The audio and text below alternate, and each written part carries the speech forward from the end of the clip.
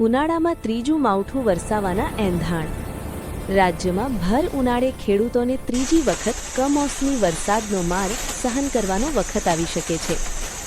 હાલમાં રાજ્ય તરફ 3 વરસાદી સિસ્ટમ એટલે કે સાયક્લોનિક સર્ક્યુલેશન, વેસ્ટર્ન ડિસ્ટર્બન્સ અને વરસાદી ટર્ફ સક્રિય થતાં હવામાન વિભાગ દ્વારા વરસાદની આગાહી કરવામાં આવી છે।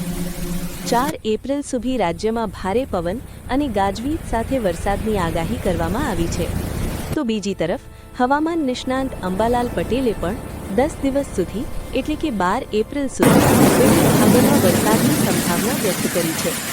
ખાસ કરીને સૌરાષ્ટ્ર અને કચ્છના ભાગોમાં કરા સાથેના વરસાદની સંભાવના વ્યક્ત કરી છે।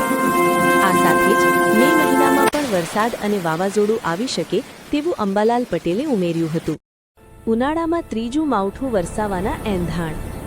રાજ્યમાં ભર ઉનાળે ખેડૂતોને ત્રીજી વખત કમોસમી વરસાદનો માર સહન કરવાનો વખત આવી શકે છે।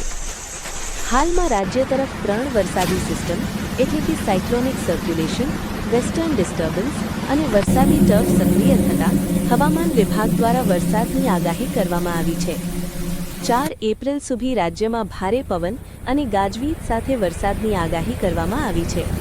તો બીજી તરફ હવામાન નિષ્ણાંત અંબાલાલ પટેલે પણ 10 દિવસ સુધી એટલે કે 12 એપ્રિલ સુધી વિવિધ ભાગોમાં વરસાદની સંભાવના વ્યક્ત કરી છે।